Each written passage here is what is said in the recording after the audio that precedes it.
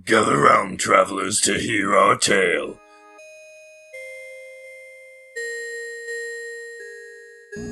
A mysterious organization called the Sisters of Sorrow have swept up our three heroes, and it is up to Kara, Saye, and Arnadel to do battle with the forces of evil and financial destitution.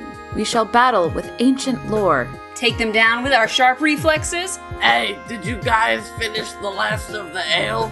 Venture Maidens is a Dungeons & Dragons 5th edition actual play podcast featuring a cast of 4 lifelong gamers. Kara, not now. We're recording a podcast ad. Right. Chop it with my axe. For gold and glory. We post our episodes every other Sunday. We've got monsters, treasure, role-playing, a cool plot, and some strange NPCs. Find the Venture Maidens podcast today on iTunes or wherever podcasts are free. Until then, venture away. This is Tabletop Babble. I'm James Introcaso.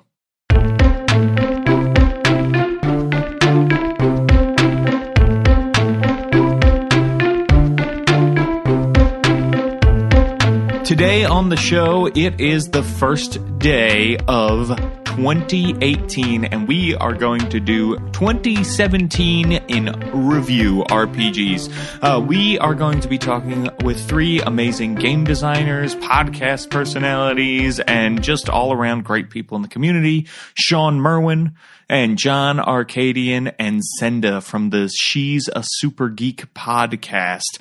This is going to be an amazing chat. Just so you know, we are staying away from Dungeons and Dragons a bit because after this episode, we are going to have a Dungeons and Dragons 2017 year in review show. So we are going to be talking about lots and lots of other RPGs. Each one could have its own review show, frankly. But that is not what we are about at Tabletop Babble. I want to start covering the old year so we can move on to awesome stuff happening in the new year as well. Get ready for a great discussion. It's going to blow your mind hole. Here it comes. Okay, everybody, I am here with 3 just amazing, incredible people in the world of tabletop role-playing games, and we are going to go around the table and learn who they are. And why don't we start with you, John? Who are you, and what do you do in the world of tabletop role-playing games? So I am John Arcadian. I am the head gnome at Gnome Stew. Currently, I'm doing most of my development design work with Encoded Designs. Just came out with the Book of the Trask, which, of course, we talked about a little while ago. And I'm working on a few things. 2017 is wrapping up. I'm kind of gearing up for my 2018 stuff. I'm doing a TED Talk in February. Oh, yeah, he says. Does the T in your TED Talk stand for Tarask? Is that... Does not, but I will probably make a reference to it in there somehow. Excellent. That's really cool. I love that you're doing a TED Talk. Is it going to be about gaming? Oh, absolutely. I have nothing else to talk about. It's going to be about how gaming is a sort of play that you can do as an adult that helps you build neural pathways, and play is what helps build neural pathways and helps you practice things. And it's going to be a little personal about how I've used gaming to help build up a personality and become comfortable with myself, and how other people should do that too. Wow, that's awesome. I would love for you to come back and talk about that. That would be amazing if you're down. Absolutely. I don't know if TED has the exclusive rights or whatever. But. To air the talk, yeah, they do, but to just come and talk about it, don't worry, I have been talking about it a lot and casually dropping that pretty much everywhere. That's excellent. Well, thank you so much for being here. And new to Tabletop Babble is Senda. Senda, who are you, and what do you do in the world of tabletop role-playing games? Hi, I'm Senda Linaugh, and I do a bunch of podcasts. I do She's a Super Geek, which is an actual play RPG podcast that highlights women as GMs. And I do Pandas Talking Games on the Misdirected Mark Network, where we talk about GMing from the perspective of one-shots and campaigns. And I happen to also write for Gnome Stew.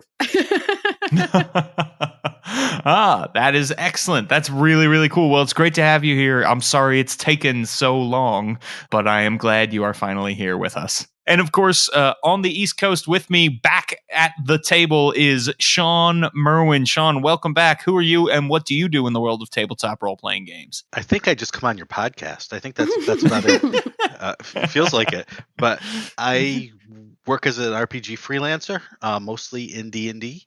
I've been doing so for about 20 years now. And so I've seen a lot and probably forgotten most of it.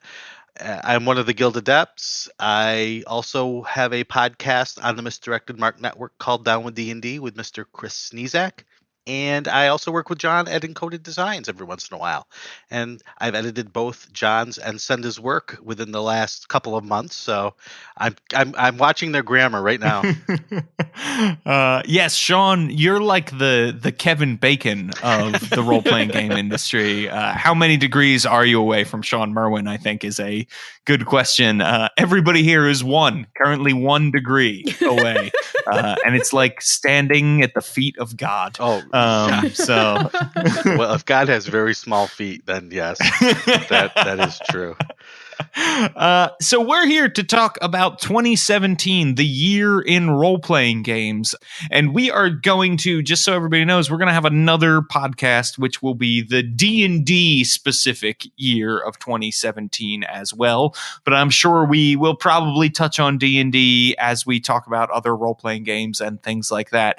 Mostly because D&D had such a big year in 2017 that they sort of warranted their own podcast. But at the same time, a lot of other role-playing games have had a huge year and could warrant their own podcast as well.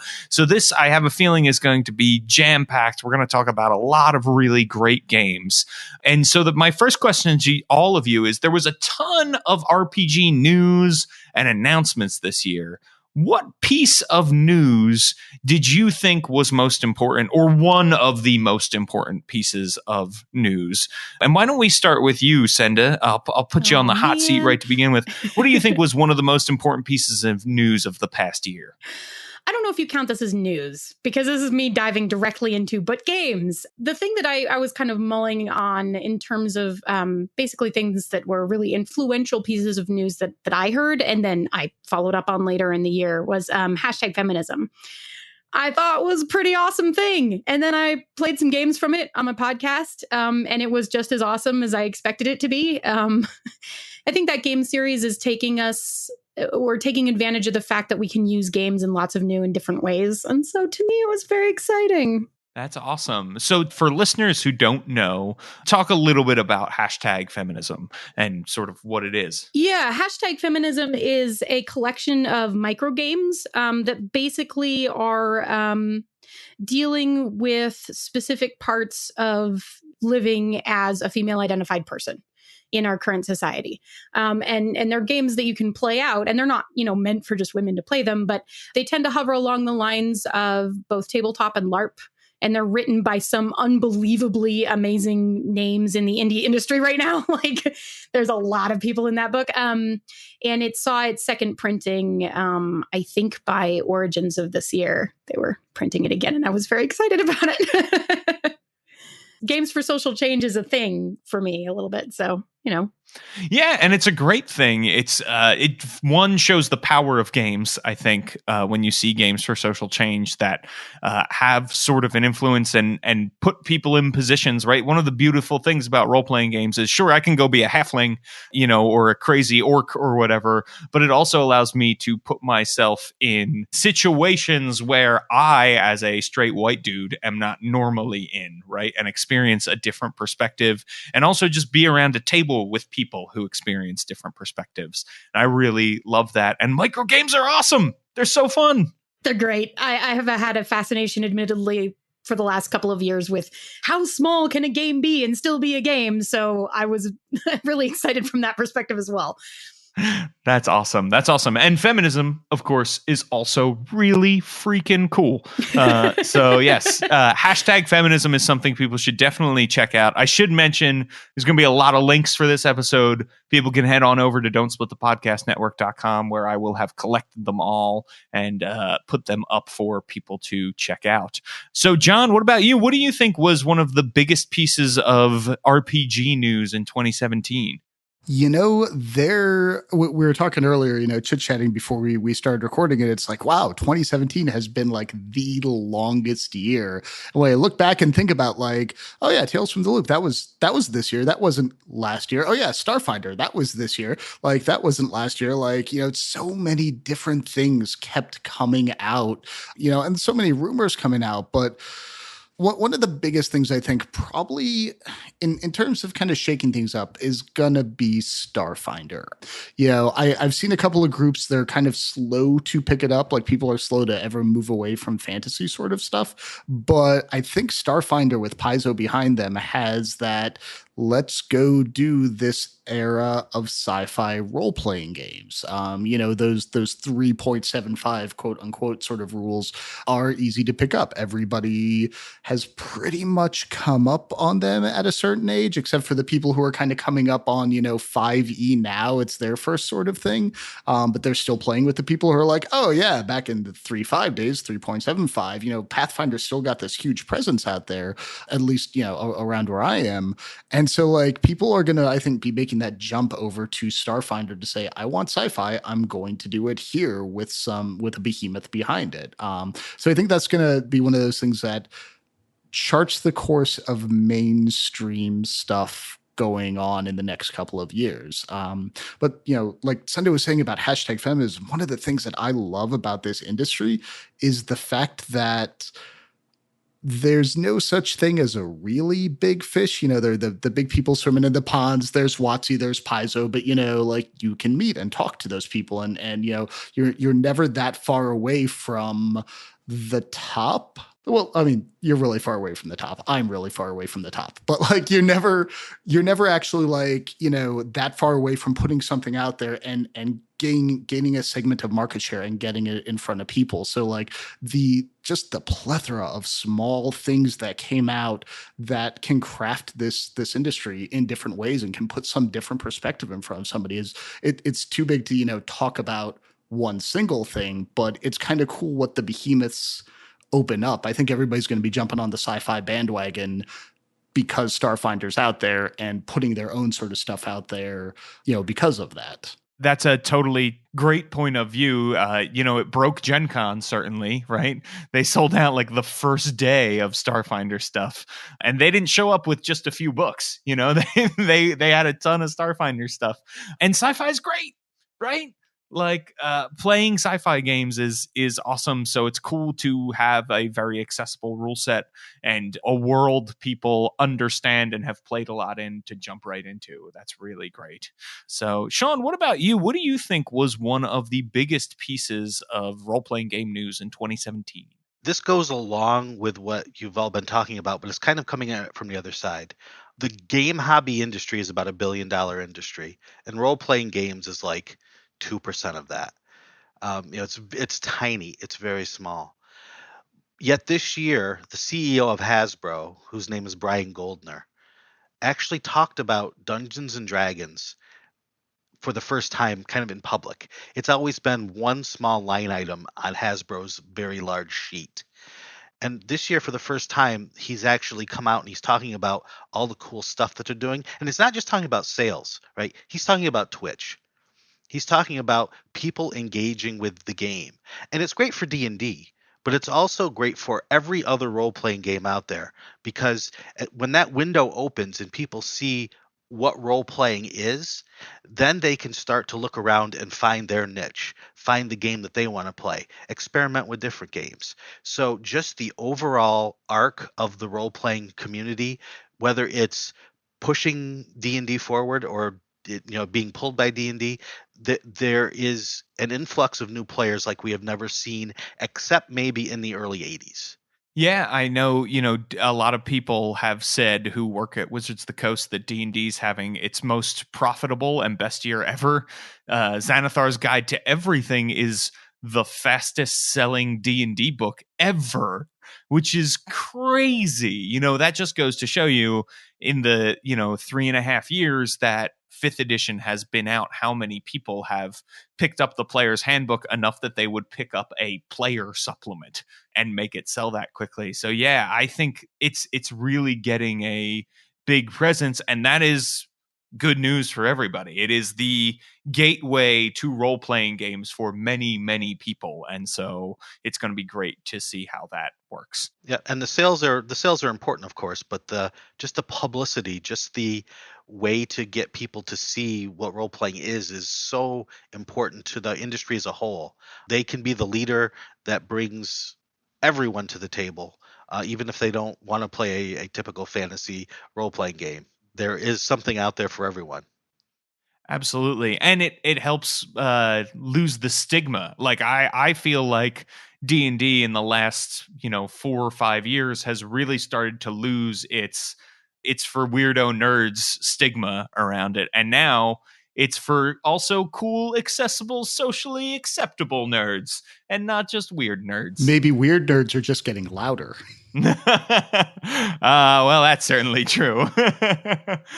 So let's talk a little bit about we've mentioned some of the games that came out this year. What if you had to pick one favorite new game that came out in 2017?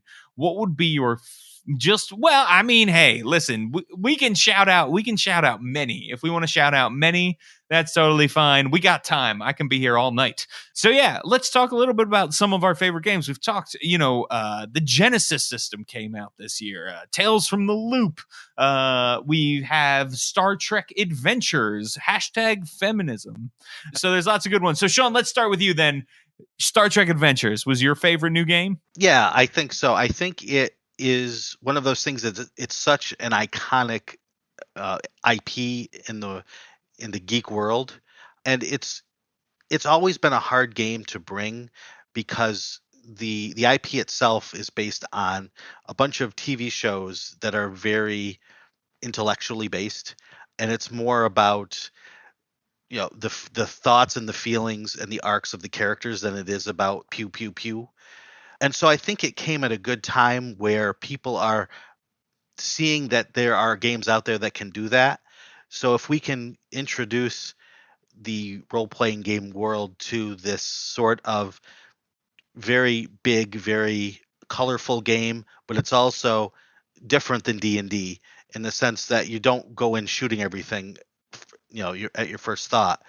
It shows that there are games out there that can also do that don't have such a big IP behind it. Absolutely. And I think it really does feel like Star Trek when you play it.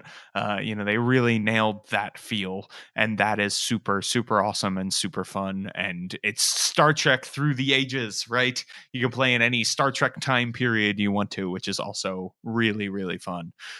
Senda, how about you? Obviously, we've talked about #Feminism. Let's shout out some more of your favorites, since it sounds like you've got more than one. Well, I have a couple of I have to say like a very short list, right? So the one that really came out in 2017 that is like a book that I got to play with the author at Queen City Conquest this year is Rockalypse.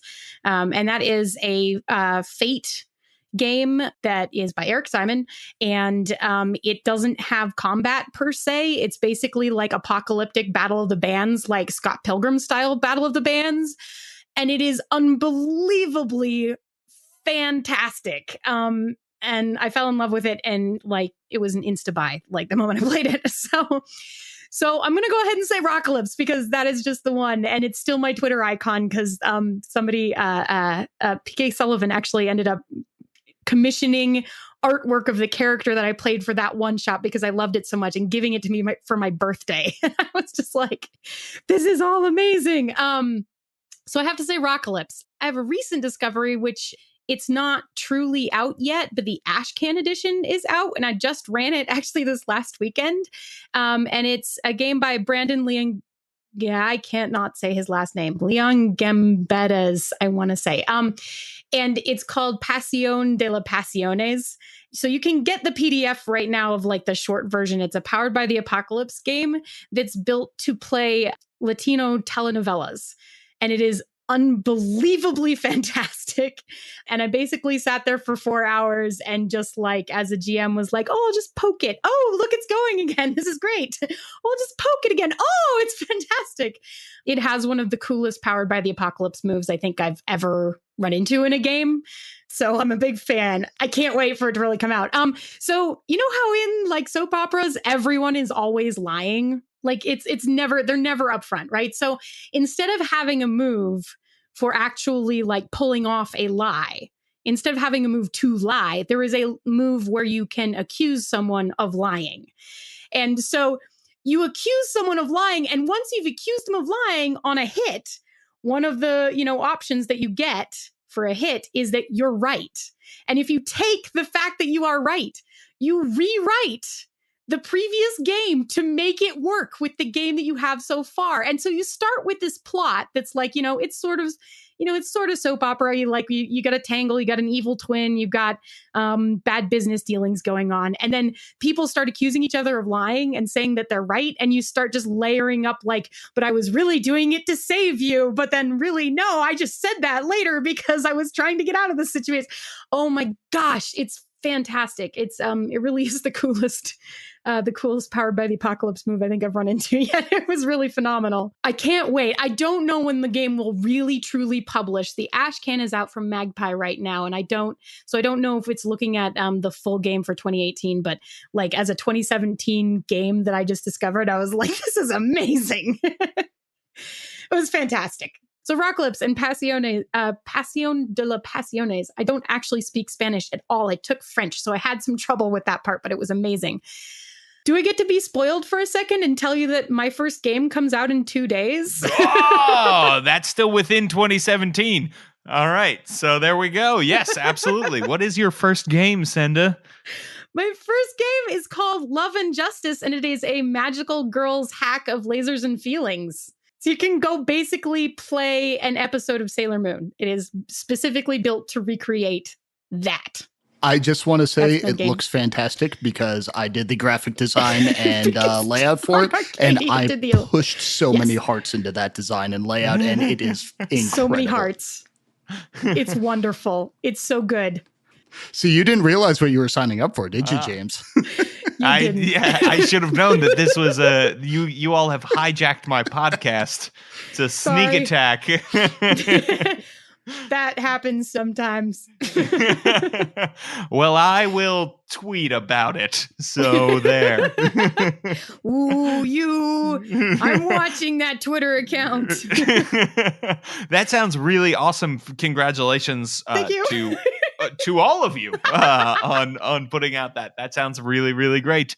John, what is one of or more than of your favorite RPGs of 2017? Since I got 3. Because you got 3. The favorite one that I played, it was Amit Moshe's City of Mists RPG, because I think that officially came out in like October or September officially. I know he's had the starter pack out there forever and has been playtesting and doing stuff with it. And I got to play it with him on the DM's Block podcast, and I am not usually a fan of Powered by the Apocalypse stuff. I love it when it's done right. And so often I have had the storyteller person who does not do it right or is like, oh, 7 to 9, you break your leg because of this. And it's like, that's not yes, but that's not yes, and that's not the moving forward sort of ideal of it. But playing City of Mist was phenomenal. And I love the setting. Like, I am a sucker for any and everything in sort of paranormal, urban, here's the real world, except these things exist and they're on the fringes sort of stuff. So that really hit me right in the sweet spot. I'm eyeing up potentially running a game of it set in, my city of Columbus, because I love running things in the place where I live. And of course, in City of Mist, it's the city, which is easily portable, over to whatever city you live in. And I feel like that's such a great way to just get all your players to just buy into it and be like, oh, I go down to Franklin Park Conservatory, because everybody knows where that stuff is. So yeah, City of Mist was one. I am super excited about the sort of wave of let's all do Stranger Things sorts of games that are out there. And because most of them, were kind of conceived, or like somebody was working on a thing and they said, hey, I'm going to do this in the 80s now, but of course Tales from the Loop was out there. That was, from art that was being done years ago. Money Cook Games has Unmasked, which Jared Rasher just did a review of for Gnome Stew, and after reading the review, I'm like, oh, you know what? This looks really kind of phenomenal. So there's so many of those. There's Jim McClure at Third Eye Games just did one along those lines too. Well, his Satanic Panic one has a lot of like intersection into that, but of course focuses right on the issues around gaming in the 80s. So God, like my wife and I before we moved did a thing called Donuts and Dragons, where every Sunday we kind of have a little brunch and do a one shot with a bunch of friends and introduce like people who weren't familiar with gaming to gaming. So I'm kind of eyeing up in 2018 starting more things like that, so I can restarting that so I can start playing all those games that I'm like, I can't get my group to just buy into this for like 7 sessions, but I can get a group of strangers to do it for one because they don't know what they're getting into. Well, now that those guys got to say like 20 games and I stuck to one, I have to give a shout out to 2 Gumshoe games, Bubble Gumshoe and Time Watch. 2 very different games, obviously, but running on the same system, and so much fun. And if you haven't seen either the Gumshoe system or those 2 games specifically, check those out. Time Watch is kind of a time travel detective, Doctor Who-ish thing, and Senda could probably talk more about Bubble Gumshoe than I can. Shockingly, I have not played it yet. No. I thought you played that. Everybody sit back, because I can talk about Bubblegum Shoe. Yeah, it's awesome. It's it's an amazing sort of Scooby-Doo, your kids in high school solving mysteries. I shouldn't say Scooby-Doo because you're solving usually real world crimes, although like all good Kenneth Hite games, there is a Cthulhu at least add-on that you can bring into it if you want to. It's just really good. And the combat for it, because they don't want to encourage like teenagers fighting each other and using guns and that sort of thing. The combat is actually this mechanic called throw down that is sort of a montage mechanic where you're doing things like embarrassing somebody in front of the school at an assembly, and then they might spread nasty rumors about you, and then somebody else might pull a prank at the prom. So like it's a really fun mechanic that way too, when you throw down with other people. Bubble Gumshoe, check it out.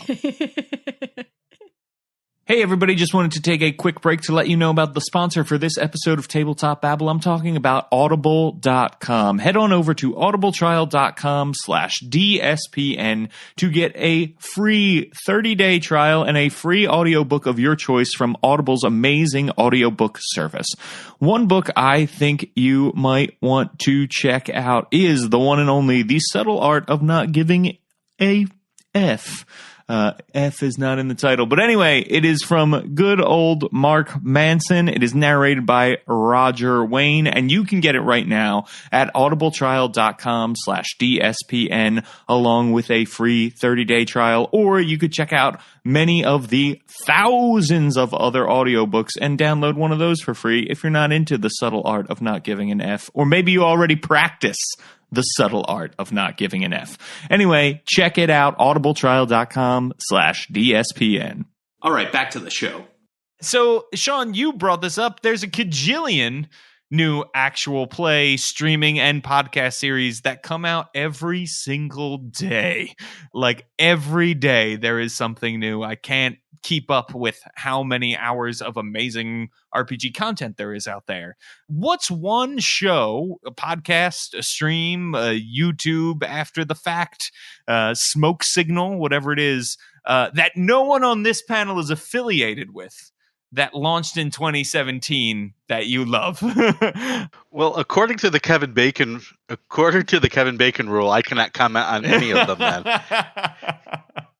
That's true. That's true. I will say this. I do not watch actual plays. It's not because I don't want to. It's because I don't have a lot of time right now, although I will be in 2018 rectifying that. It's just not something my mind can wrap itself around right now. because for me, this is work, and it's becoming more and more of that. And so when I do sit down and watch them, I watch them as an RPG designer, not for entertainment.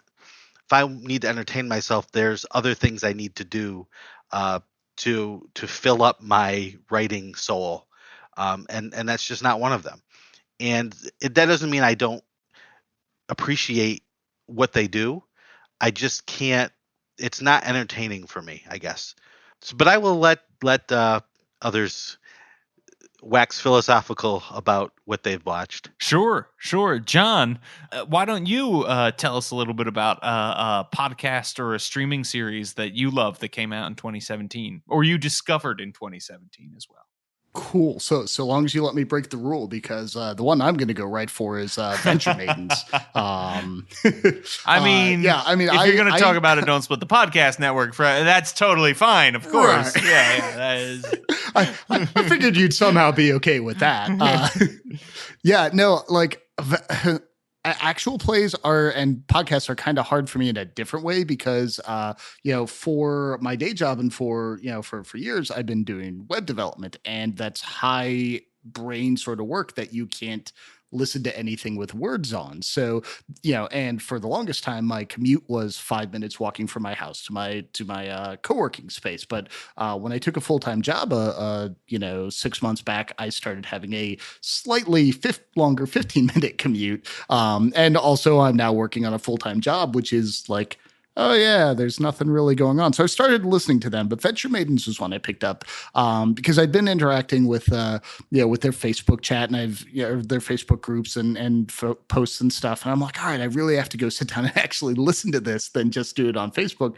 And when the first one started with like yoga and just like, all this sort of like, they're so focused on sort of the like, yeah, we're going to get to the stuff, but we're going to make like 3 or 4 rolls, but it's going to be a D&D one, but more about the characters. I'm like, that's the way you're supposed to do a podcast for entertainment, and the voice, and I'm blanking on who does it. But in the first couple of episodes of who does the dwarf, she sounds so much like Eeyore. Yeah. When she does the dwarf, like, it's okay, let me tell you about this. I'm just like, it cracks me up every single time that she does her dwarf barbarian, because it's such a excellent characterization that, and so many things about that show are the norm, but just a slight degree off from the norm and the stereotype of what, oh, here's a dwarf barbarian, but it's not the Scottish dwarf barbarian.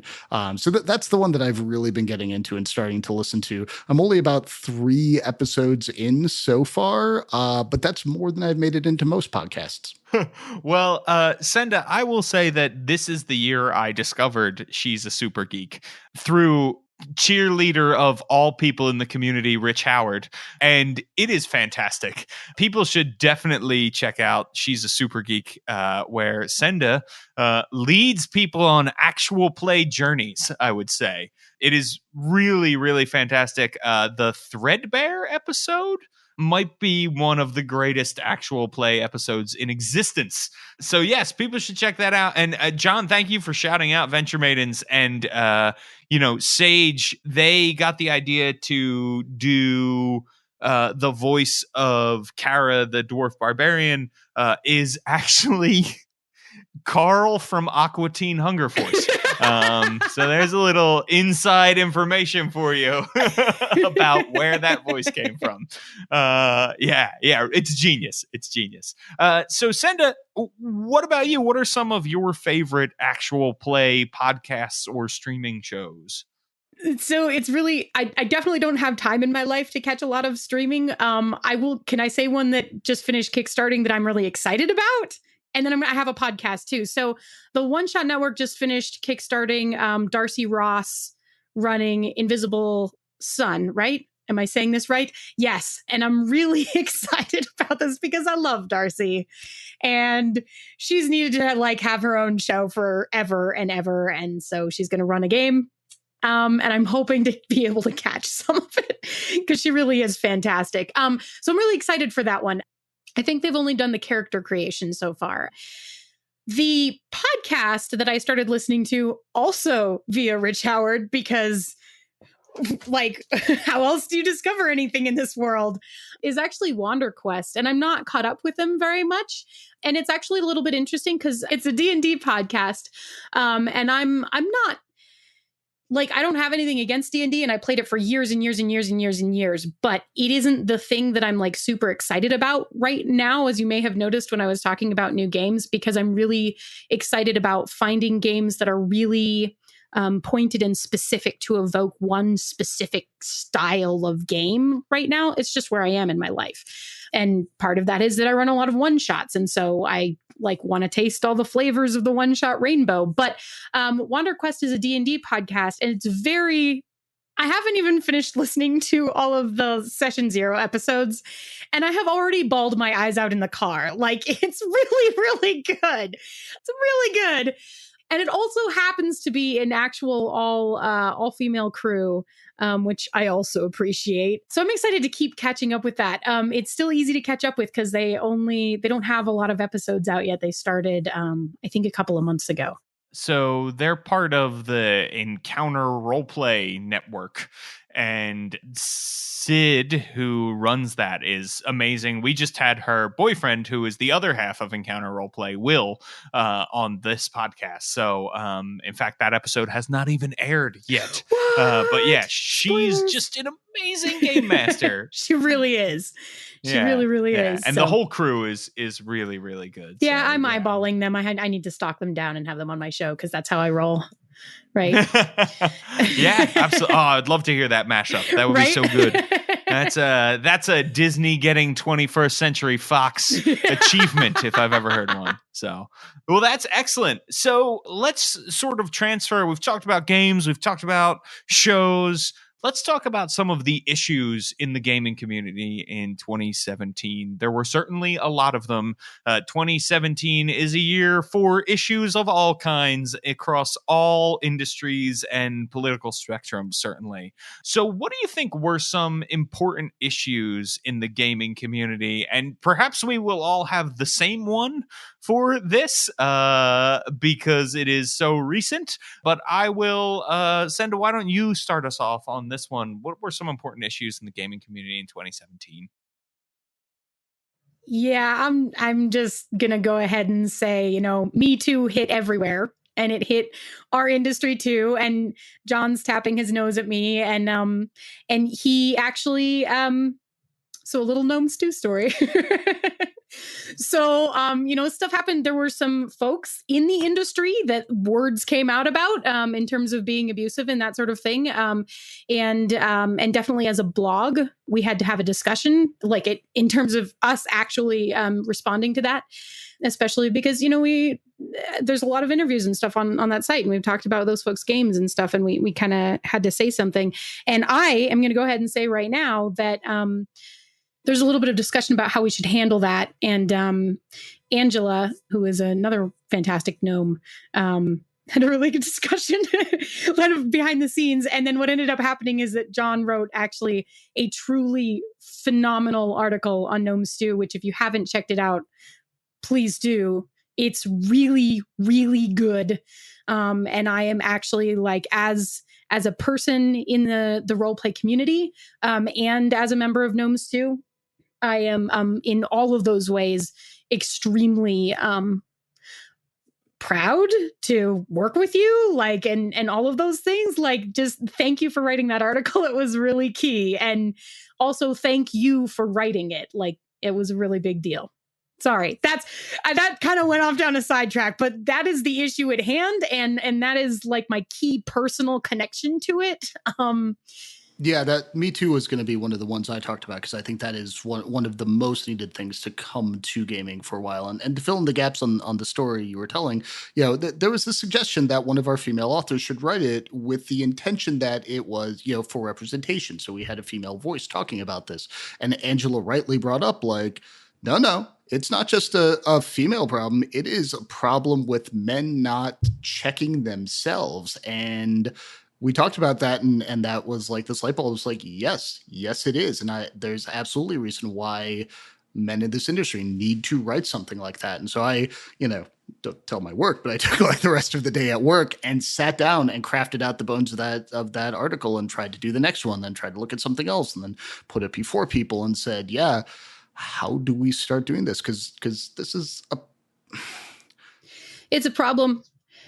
It's the thing that I'll say about it too is what we actually then managed to avoid, I think, as a blog, and I'm sorry that this is getting very specific, is one of the things that tends to happen, and this becomes connected as an issue to that issue, right? Is I'm a woman in the RPG community. And a lot of times when I get invited to talk about something or on a podcast or on a panel, whatever it is, that is all I talk about. And I have more things to contribute than that. That's just a thing that happens. And so there's a little bit of a knee-jerk reaction that starts to happen. Like at first I was fine with it. And then the more it happens, the more you're like, well, I'm kind of sick of talking about this. Like I've already talked about this on, Talking Tabletop, and I've already talked about it on like all of these other shows and stuff. And so, there's a certain point where it's like, I can yell and scream, but it doesn't matter because no one's listening to me. They're just having me on to talk about it. And so just the fact that, John stepped up and wrote that article actually meant quite a lot to me personally. I'm glad. There's absolutely a place where like people have to advocate for themselves, but there's also a place where people in power have to stand up and step out of the way and say, yep, nope, here's the space. Like, go do the things that we've been doing, like removing whatever roadblocks we can that we're not even conscious we've set up. Yeah. Anyway, it was a big deal. I think it goes to a larger question of inclusivity as well, in the world, not just for players, but for designers and everything, because you can say all you want, we want to bring in new and different voices. Yes. But if you are fomenting a toxic environment for them, you can say it all you want, but it doesn't do any good. So you actually have to take those steps to, put your money where your proverbial mouth is and support the people who need the support. One other topic that I wanted to bring up, because obviously, the Me Too and harassment and inclusivity were big stories. One big story that is happening as we speak is the tax reform bill. And you may say, why are you talking about the tax reform bill? Well, because the role-playing game industry does not pay a lot. And things like being able to write off expenses is a big deal for freelance writers and freelance RPG designers. That is something that is going to affect the industry. Maybe not at the very highest levels of Wizards and Paizo and Fantasy Flight, but down the line, people who are trying to make a living making smaller games are going to be hurting because of that. So one thing that we can all do as players and GMs is start supporting them by not pirating work, by actually paying for the things that we consume, and supporting the hobby we love.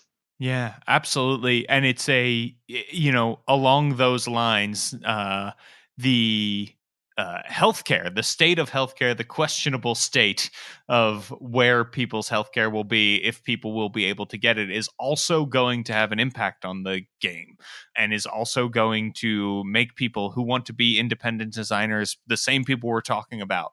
If something happens with healthcare, that is going to make it even harder for people to try to make a go of this full time. There's already the RPG Creators Relief Fund, which is this great organization that gives money to RPG creators who get into trouble, usually health trouble, and helps them out. But like, how many more of those are we going to need if healthcare and taxes and all kinds of other things go away? You may just see these people say, well, I'm great at math. I'm really smart. I'm really creative. I'm going to go get a job in another field, and I won't spend time doing this anymore. And that will be sad for us.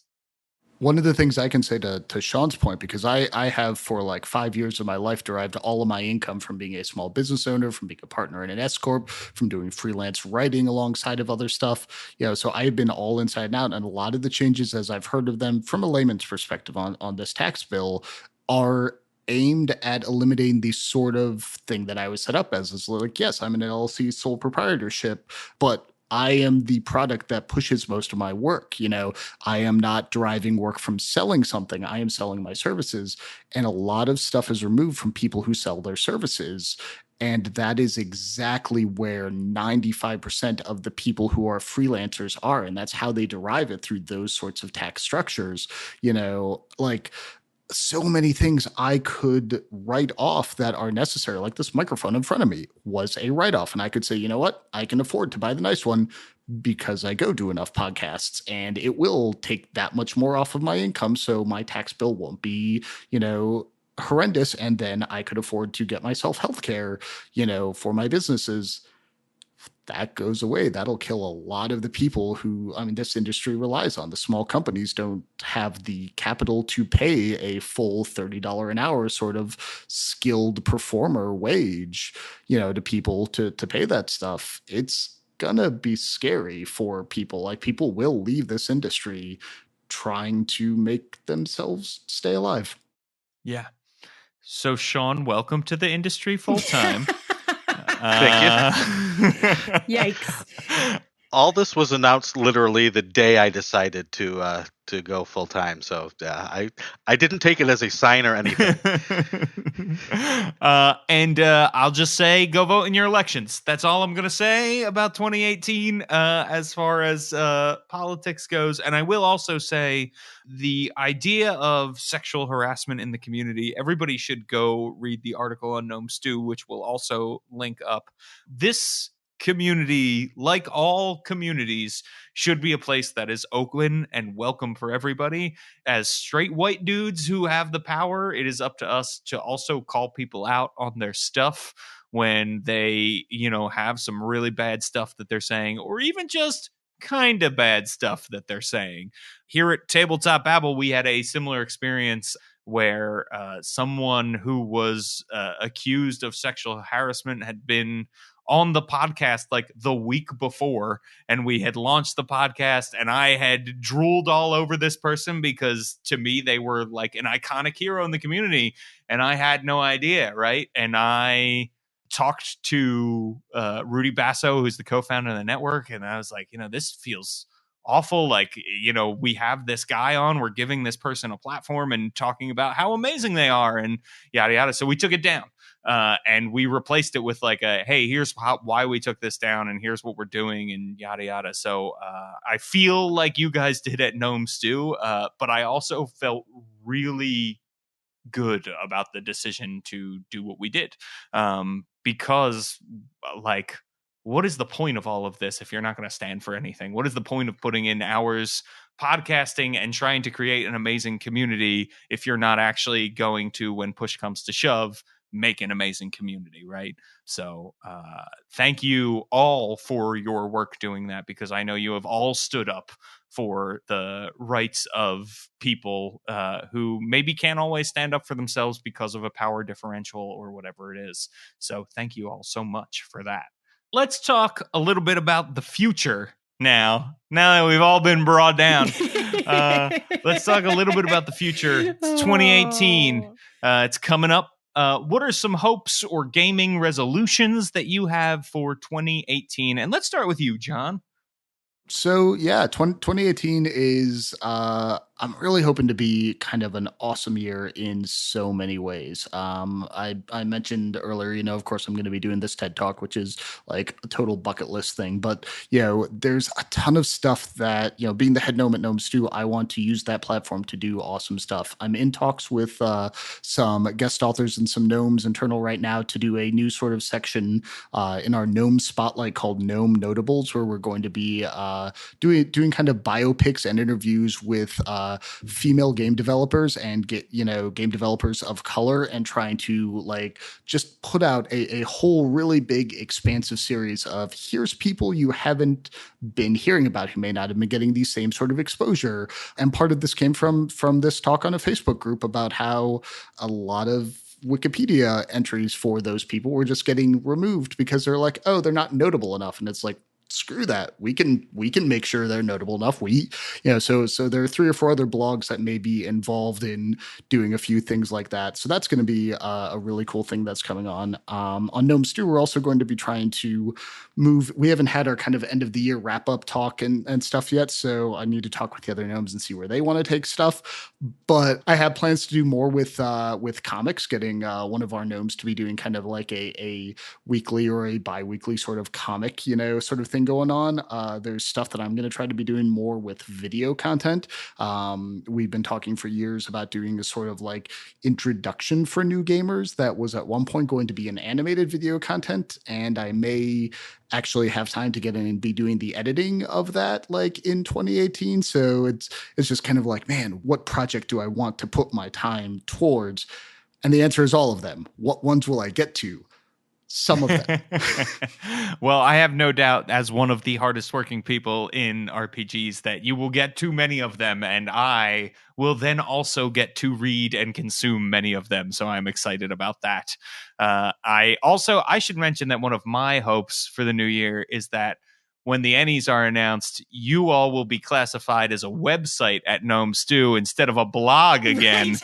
Good Lord. Come on, people.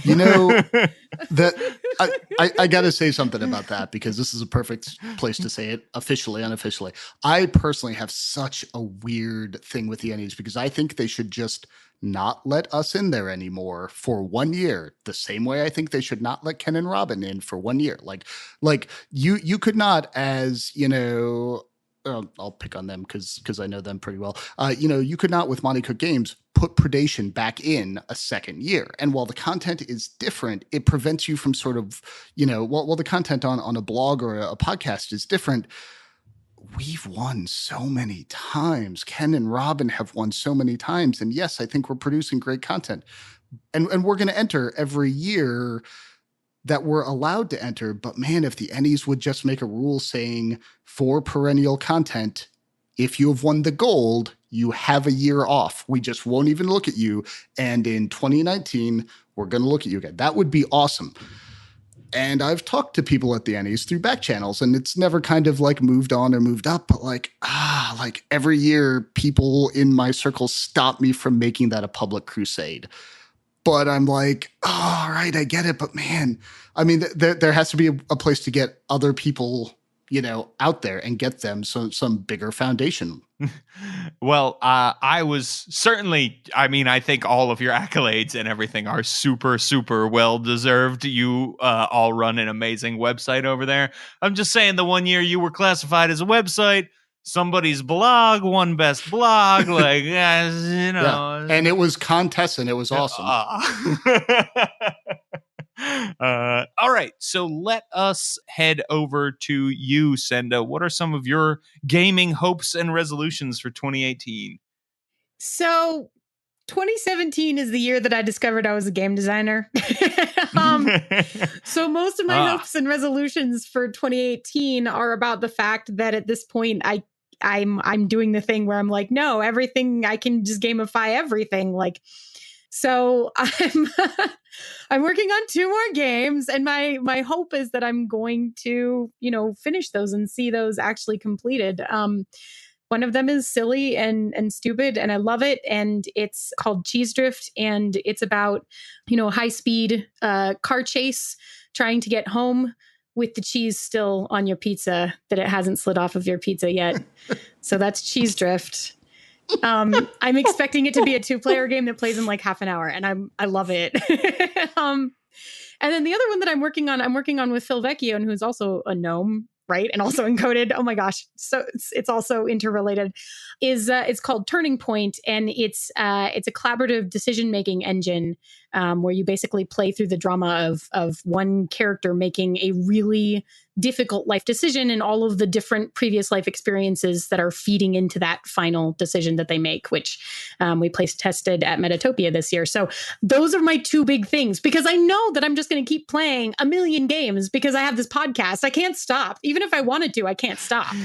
Right? So that will just carry on.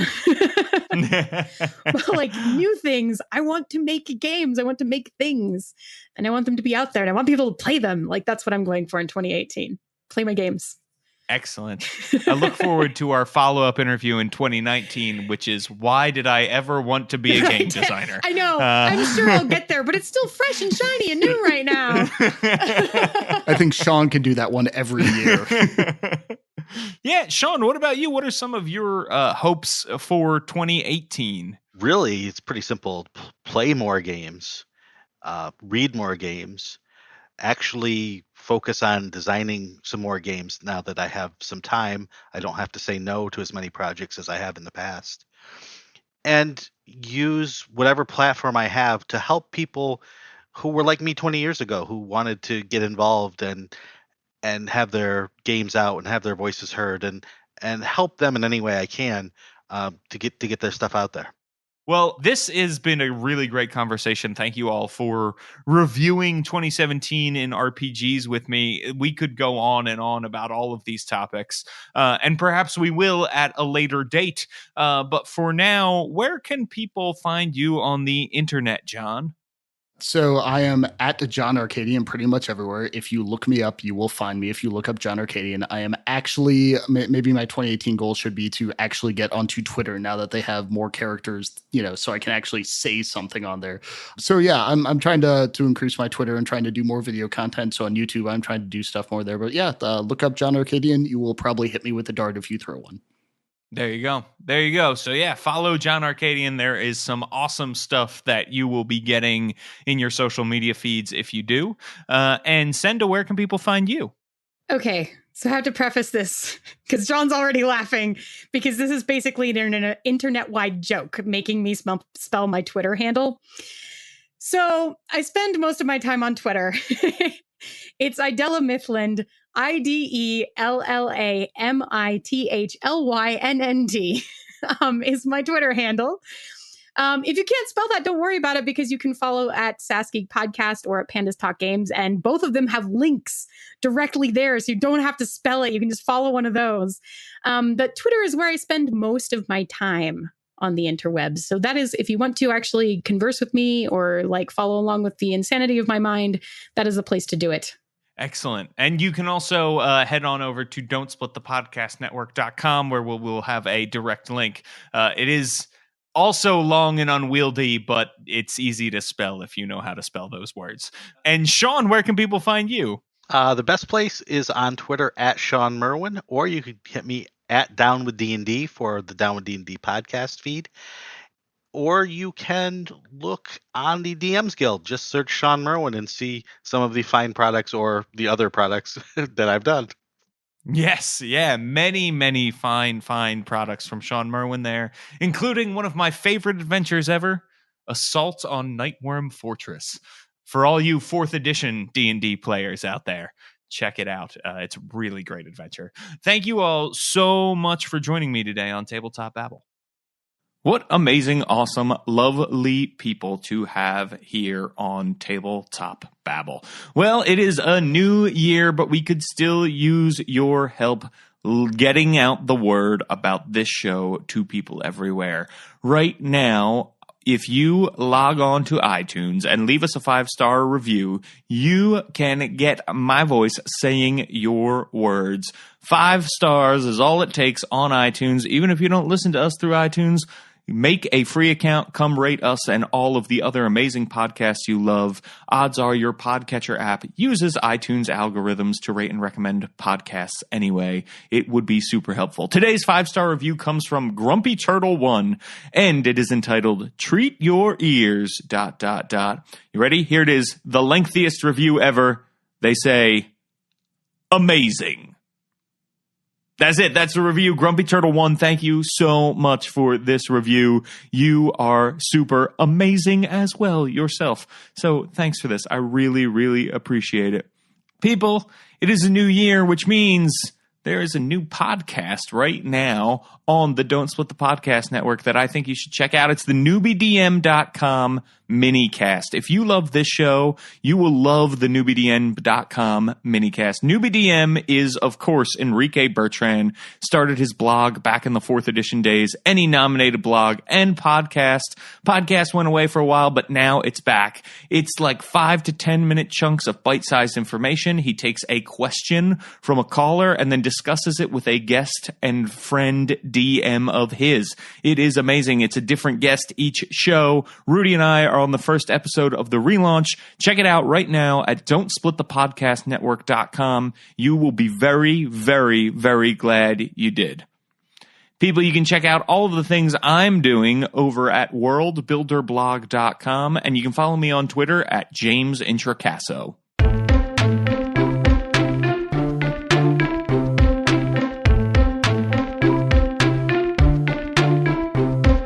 Tabletop Babble is a show on the Don't Split the Podcast Network. Thanks to Rudy Basso for founding it with me. Our theme music, which you're listening to right now, was provided by Battle Bards. Don't forget that RPGs are like sex. You can do them on the internet.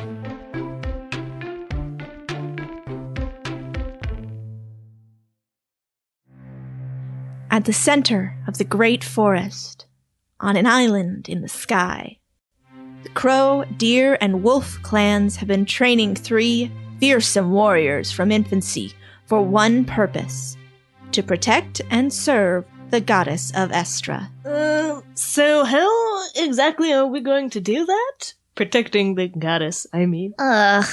Fran lies down. Leica can't answer because she's too busy sniffing both your butts. Okay, back off, Wolf Clan. This disturbs me, but not to worry, I will instantly repress it.